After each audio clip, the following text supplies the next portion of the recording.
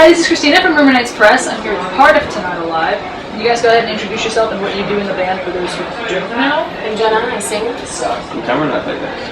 Alright, so the Honeymoon Tour just kicked off in Pittsburgh last night. So how was that show for you? And how do you think the rest of the tour will go? I think last night was a warm-up, and I think the rest of it is all uphill from there. That's not a negative comment. It's just, I guess we haven't played for a second, and I mean every first night of tour is a warm-up for every band. So we're all just getting used to the dynamic. And anyway, on a positive flip side, I think it's going to be an awesome month. Great. Alright, so what cities are you most excited to play in? Well, a bunch of them are new. We haven't been to so many. Let me just get my pass. I want to look at it right now. We haven't been to Saskatoon. We haven't been to Calgary. Yeah, we're doing a lot of Canada shows. So yeah, we usually just do Toronto or Montreal, but I think still those two are limited to how many times we've actually been there. So yeah. Like in Denver are always good as well. We have a lot of fun in Denver. It's going to be a big 30 days. So you spent the last 2 weeks in LA writing for your third album. What was the writing process like for you? And did you approach writing this album differently than you did with the other side? Yeah, we did actually. The other side was purely written on the road. So it was Wack and I with an acoustic guitar, just kind of spontaneously having an idea and then saying, pinning each other down and saying, let's write this quickly, while the idea's right here. For this record, it's kind of been, I guess, we've been living by the motto, if you want something you've never had, you have to do something you've never done. So we have been mixing it up a little bit, and Wack lives with Cameron and has a studio built into his study room. So we kind of spend some time in there and build tracks up, put loops on, sometimes write to a tempo, to a metronome playing. And I guess this is it. As I said, it has been a little bit different. And we're getting really cool songs, so I'm excited about it. I'm really excited to hear them. Thank you. Who were some of your inspirations while writing for the album? It's a little difficult because I haven't let them come through any songs yet myself. I think that's something you hear later when you reflect on it a bit. But music that I've been listening to is Alanis Morissette, Red Hot Chili Peppers, Rage Against the Machine, Tycho, Bon Iver. I mean, it's kind of mixed up, Bob Marley. Yeah, it's not really the type of music that we actually write and perform as Tonight Alive. I think it just subconsciously and subliminally influences the kind of things that you want to write about, the way you want to make people feel. I think we focus more on that than genre-based writing. So I think that's something that has helped Tonight Alive appeal to a lot of different people, is that it's not genre-restricted. It's kind of based on how it makes you feel and what it talks about. So. Yeah, I feel like if you're writing for one genre, you're kind of going to get stuck with something, right? Because you're going to continue writing the same album just over and over again. Well, that's actually something that has happened to us and that we had to break away from. So in this writing process, we actually did write about 14, 15 songs, and they were quite similar to the tracks on the other side. And when we presented them to our label, it kind of mentioned to us, guys, this is like the other side, 2.0. It's kind of like we can't make a record again and expect for the band to continue growing. It's something that would just probably appeal to the fan base that we already have, which would be great, but for longevity's sake, I mean, you kind of have to keep growing and developing and experiencing new things and presenting new things. So that's what we're going through right now. It's kind of a growing process. Sorry, I'm taking over. Do you have any plans to collaborate on the new album? Or if not, what are some artists that you'd like to collaborate with in the future? I mean, we tour with a lot of bands that we've become friends with and that we admire their sound and their performance. And I remember specifically when Piece of Bell put out Fly to the Sky, we supported them on that American Fall tour in 2012. And I just remember walking away from that and saying, damn, these bands go together. I remember Cam, we had a conversation about their performance and sort of saying they're checked in, they know what they're doing, and it was really impressive.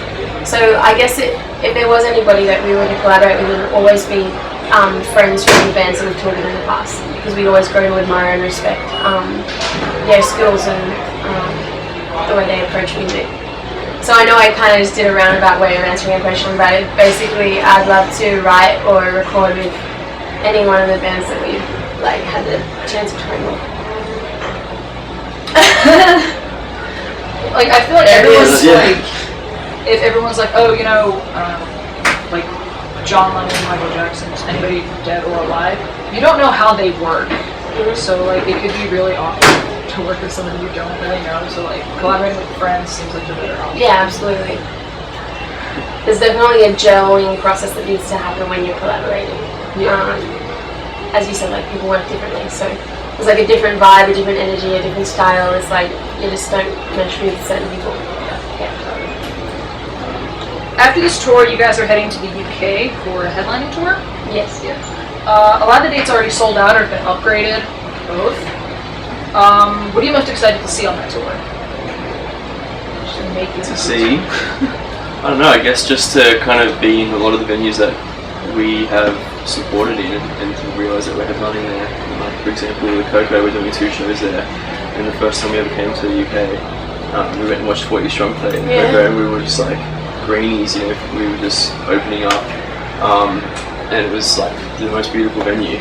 So I guess it's kind of like a rite of passage for us to kind of headline that here, and I think it's going to be exciting to be in those venues.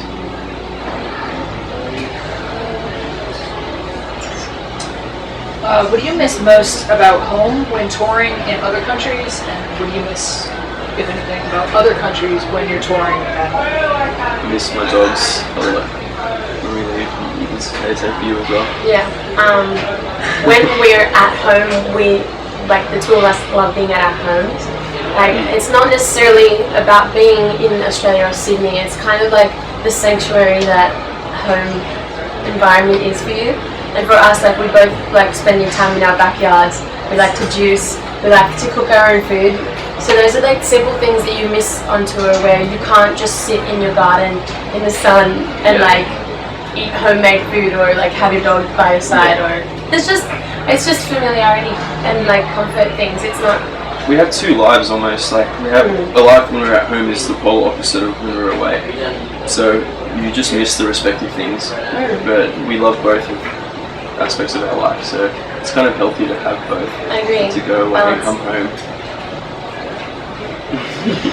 Okay, so we have some fan questions. Cool. I asked the Facebook group. You guys have? Cool. I think it's not fan fans base or something. I think that's run out of the UK. I'm sorry I butchered it. But Seb's child in Feb wants to know if you could pick somebody to play you in the film of your life, who would you pick and why? That's an awesome question. I've actually thought about this recently. Kate Hudson.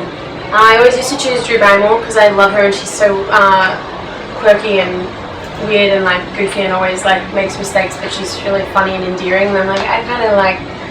I would hope that that's how I'm perceived on from the outside. But I've been watching a lot of Kate Hudson movies and she's like sassy, like fun, kind of wild. I'm like, damn, like those are the components of me that I wish were like stronger. Like she seems like a really outgoing, outrageous kind of like fun person. So I like that about Kate Hudson. Can you help me out? So, Okay. I'm not really big on like actors and movies and stuff like Cam that. reads synopsis on Wikipedia. Yeah. Instead of what Get to the point. So. But yeah, I wouldn't have a clue. Who's an actor that you do like? How about Brad Pitt? I mean, And that's really cliche. I know, and I'm but, like- nothing like Brad Pitt. you could rock the Brad Pitt. Well, Brad Pitt could rock the Cam. Yeah.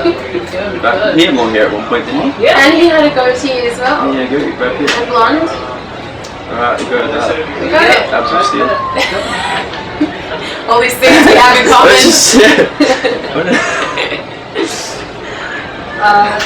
Chloe Fizz wants to know what was your dream job as a child? You remember? Yeah. I don't know if it was my dream job, but in my year 6 yearbook I said that I wanted to be a doctor or a professional chess player.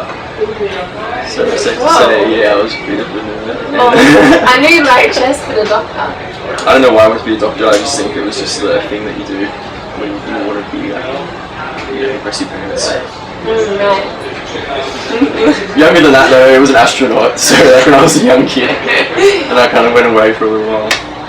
for a sec, I thought about being a marine biologist. I wanted to be like a camp leader, like a youth worker, but on camp, school camp. Marine biologist is another like But really like I have no token reason. like It's yeah. like seals, dolphins, Yeah. whales. I would hang out with animals all day. Yeah. The camp leader thing, I would still do that. I don't think about it anymore, but I love school camp. I went to Christian school and we would have this thing called Crusader Camp. And like only one part of the day was about religious things, but the rest of it was all leadership, building skills and friendship skills and all this stuff. Like, you know, that kind of lame thing where you're like, people are gonna have to catch you. And you go around the circle and you say something about yourself. yeah, You don't know. like that's kind of slightly lame. But there's other things like abseiling and like rock climbing and things that really put you out of your comfort zone. And I just always looked up to the camp leaders. Like, they were the coolest and. As I said, like another adventurous type of person that I was kind of like attracted to. So, yeah. All those sound really awesome. I really am. Surprise. Probably, yeah. No idea what this. Shan Quimbo, sorry, 246 wants to know if you've ever tripped and fallen on stage. Yeah, 100%. I remember we were on tour with Stories So Far and then Overboard. And that was in America, and we played Oakland, which I think is closest to where the Stories So Far are from. I could be wrong, but I just remember it kind of being like a significant show for them and very like community-based feel within the crowd. And I think that was already kind of a difficult audience to be in front of as a band that is slightly different. Anyway, I was trying to get the crowd to jump, and I was on our box we stand on. I was jumping and I kind of slipped and I fell back and fell on my ass, and luckily I think that kind of broke the ice and everyone applauded the fall. You fell when we were on tour with Ricky as well. Where was that? No idea. There was a gif of it though. I think that was for You were Six jumping, Kids. drinking more eyes or something, and then your mouth was yeah, your mouth was open. That's for the Sickest Kids tour. Yeah, it so was in that's like Oklahoma, and it was you know what, on that tour we just had like no chance. We had no chance on that tour. It just was really difficult circumstances. And our drum kit there's a thing with when the headliner band has the riser, the drum riser, and then the supporting band puts the drum kit in front of their riser. But in this situation, really, like the headliner should strike the kit, and they didn't. And I literally had how big my foot is of worth of stage in front of the kit to where the stage ended. I like had no chance of staying upright that whole time. And there's a video where you see me in the distance just go like this and fall. So yeah, it doesn't happen all the time, but when it does, it's memorable for sure. You've got some, don't you? Wet stage slips. No, I think I fell over like the last note of the set once. And it sucked because you get the whole way That's through. what everyone remembers. And it's the part of the set where you're like, yeah, whoa, thank you guys, you know, like, we're the cool ones, you know, and then you trip and it's just back to the It's all hill. over. Yes. My time's over. Chloe Higginson 5 wants to know, would you rather listen to the same song for the rest of your life or be able to listen to every song only once? I would go over and over again. Really? Yeah. And what would you it's just- choose? That's a hard question to choose, but I know that like I could find it. I'm the sort of person who can listen to the same song over and over again. Yeah, I could listen to the same song for the rest of my life, I think, but it would have to be an instrumental song. Like, I've started listening to Tycho. Our driver introduced me to their album Awake, and the first track I'm pretty sure is called Awake, and it's so beautiful. I feel like it is the sonic like representation of visual of paradise. Like when I hear it, I see paradise. I feel like I'm in paradise. So if I could hear that for the rest of my life, like every day would probably be a really great day. Especially if it was a soundtrack to life, like it's just playing like everywhere you go. Cool. Yeah. What am I moving with Kate Hudson? There you go. Brianna in Stereo wants to know what your high school experience was like.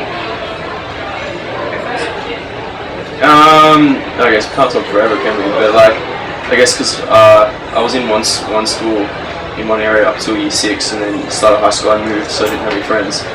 And I kind of just didn't really know what I was into, kind of thing. That's why I said I wanted to be a doctor and a chess player, like just kind of random shit like that. And kind of first few years of high school weren't that easy because high school all of a sudden you get bullied and like people, it's like so much of an emphasis on like, who's cool and who's not, and like what's a cool activity to do. So like playing chess was fucking cool, and no one did it, and like so there was no like outlet for that, something that I was actually into at the time. So it was kind of pretty, high school was pretty shit until about year 9, when I kind of like my dad. In year 8 I started playing music, but in year 9 I just started joining a band and playing in the school bands, and just then I started jamming with people like in the older grades, jamming with people out of school, making just so many friends through music that as soon as that happened, like I just didn't give a crap anymore about school, in the sense that like nothing got me down at school. It didn't matter who was cool or who wasn't. I was more than happy to put myself out there because I had a passion that I could pursue, and I had friends that liked it as well.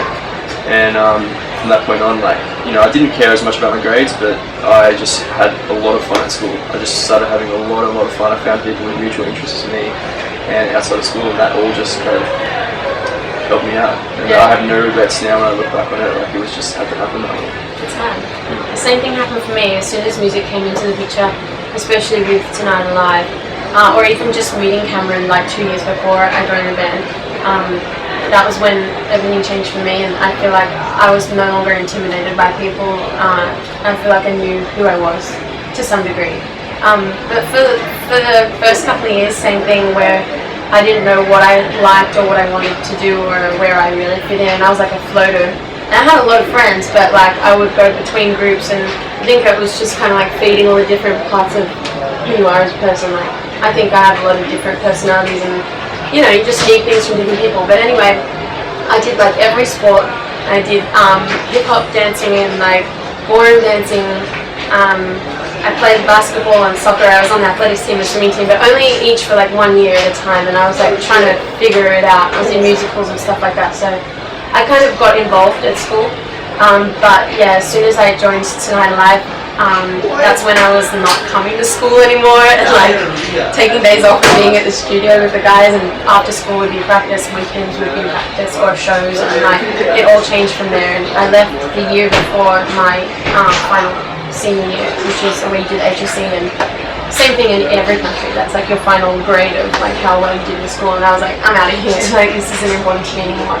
And that was the best decision I made. Yeah, there's some things that you don't need school for, and you know, if you know what you want to do, then you don't have to wait to do it. You can do it straight away, and I think that's where we're some of the lucky people that found out what we want to do and what we are able to do, you know, in our teenage years.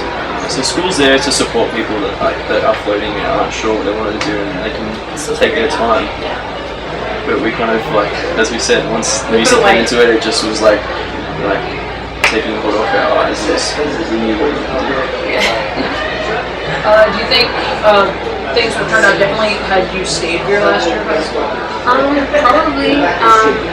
When I left high school was the year I got my first job. I got my first car, and I mean that doesn't really affect the band as much, but I guess like I just started growing up a little bit quicker, and that was also the year we got signed, and it was the year that we connected with Mark Trombino, and that's when we left the country and did What Are You So Scared Of. So there are a lot of things that I needed to be like fully focused on that I probably wouldn't have been at all if I was doing my HSC, which is like an all-encompassing period of your life. I was just going to say, it did affect the band because what it showed was like a commitment. Yeah. Like, we all made that commitment, and then Jenna dropping out of school, like, that was like, what was holy crap, like, because we never actually really believed that we were going to get her to drop out of school. Like, not many parents would do that, and Jenna wanted to do it, and like, doing that, even if instantly it didn't change anything straight away, it just showed that we were united, and that was like a big thing. Absolutely, we did everything together. We made every decision together. Alright, got one more. So since this interview is for Rumor Nights Press, we were wondering if you've ever heard like a strange or just completely ridiculous rumor about yourself or the band. It doesn't have to be, you know, reputation destroying or super embarrassing. You got a few. What were you gonna say? That you? Yeah. That you were a lesbian. Oh my god. Wow, this could be the first time I'm actually addressing this. I'm not a lesbian, and I don't think there's anything wrong with being lesbian or being gay at all, and I fully and full-heartedly support the gay and lesbian community. But I'm not a lesbian, and I don't think that it's anyone's business, and that's why I've never said that before.